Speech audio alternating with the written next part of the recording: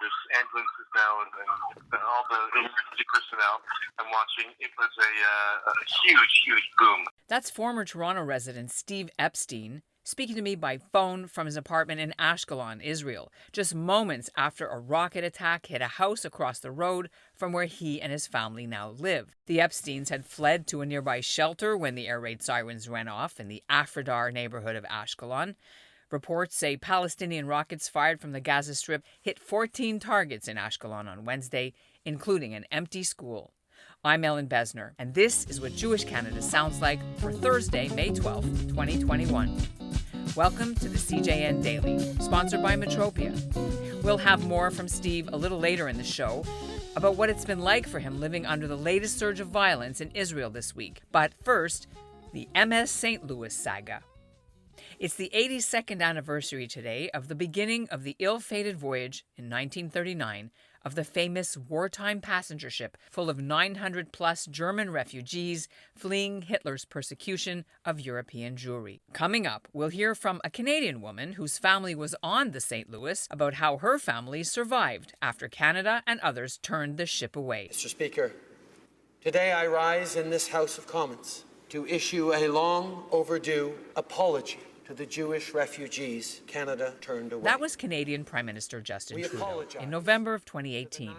He stood up in the House of Commons and formally apologized for the MS St. Louis affair. After the ship's passengers were not permitted to get off either in Cuba or the United States, the ship's captain sailed north towards the eastern seaboard of Canada. But the government of Mackenzie King famously said none is too many when they were asking how many Jewish refugees they would accept. The St. Louis returned to Europe, and of the 900-plus Jews on board, about 200 did not survive Hitler's final solution.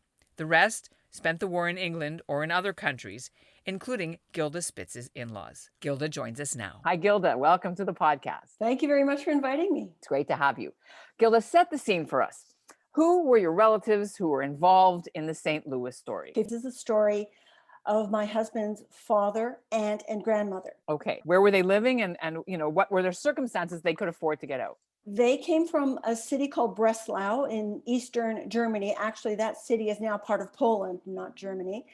And George Spitz, who was Peter's grandfather, was a wealthy businessman. And I wouldn't say outrageously wealthy, but okay. Many years later, when he came to Canada, he started a business with ladies' clothing, and he was in a similar kind of business when he was in Germany. So when they realized that things were bad in Germany, and obviously the turning point for many people was Kristallnacht in November 1938, he started looking for a safe place to go, and they learned about a ship that was leaving Germany and was accepting Jewish passengers in May of 1939. So he started to make all the arrangements. Part of the story here is that he decided to go ahead of his wife and two kids. He wanted to go to Cuba ahead of them so that he could find a place to live and get settled before they arrived. So he went to Cuba 2 weeks ahead of his family, and they followed him. So he went at the end of April on a different ship, and his wife, daughter, and son left Germany on the St. Louis on May 13th, 1939. Now, they departed, they went across the ocean, everybody was happy. You've all seen the film, the Hollywood film, right? Voyage of the Damned, where there's dances and romances and a nice captain, and it was like a whole festive relief. But then they sailed into Havana Harbor and they learned that Cuba was not going to accept their visas.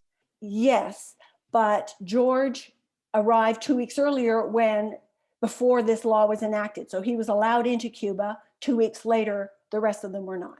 All right, so he's there. He finds out that, he can't even see them waving to him, I guess, from the harbor. He must have been going out of his mind. I have photos of little boats in the harbor where the friends and relatives who were already in Havana went in these tiny little boats up to the great big ship, and they're kind of waving, they're looking up straight above their heads, trying to see their loved ones at the railing. So how did your George and his family, so your in-laws and grandparents, survive and actually get to Canada? So very, very fortunately, just before the ship arrived in Antwerp, there was a committee on the ship asking, which of these four countries do you want to go?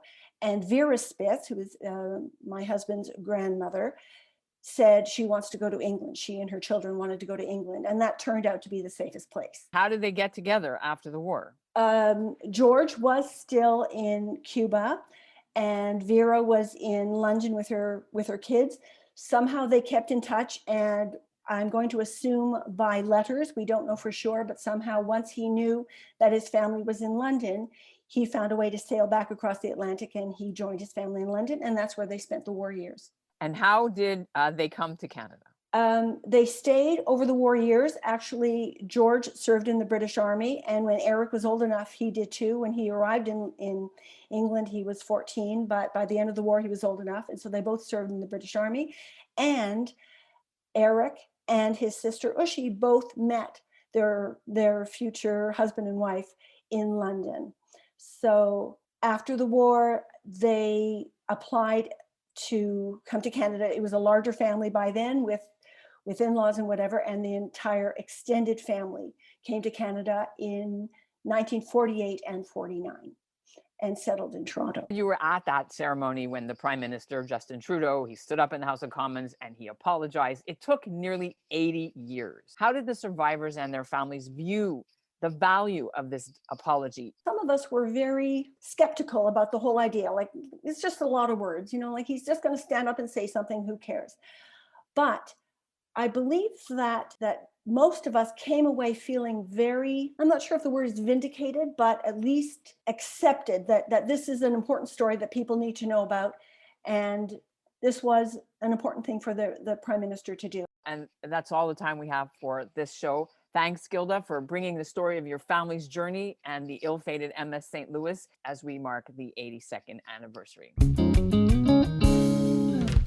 And back to the situation in Israel now. B'nai B'rith Canada has asked local police forces to crack down on anti-Israel street protests going on across the country because they violate COVID rules about large gatherings, but also to enforce the rules about hate speech. B'nai B'rith says 100 people attended a protest earlier this week outside the Israeli consulate in Toronto, but no one was arrested or fined. And that's what Jewish Canada sounds like for this episode of the CJN Daily, sponsored by Metropia. Integrity, community, quality, and customer care. I'm Ellen Besner, and you can reach me at ebesner@thecjn.ca. Please subscribe to the show on your favorite podcast app or listen every day on the cjn.ca website where we post them. We'll close now with Steve Epstein speaking to me from Ashkelon just before the power went out about what it was like to watch the rocket hit his street. We saw a big plume of smoke after we came out of our shelter, and the tremendous loud noise. We live in Afridar, which is an old community built in 1950s by the South African Jewish community, and we live in an apartment, and we are watching right now, and hopefully the results are not bad. We don't know if anybody was in the house that was hit, but it was. It's very. I'm looking at it. It's a 2-minute walk from our house, and there's cars on the street. You can hear sirens. Police have a loudspeaker. They're telling people to do something we couldn't hear clearly, and we can see the red flashing lights of emergency personnel. They probably blocked traffic to keep people away so the emergency personnel can get through.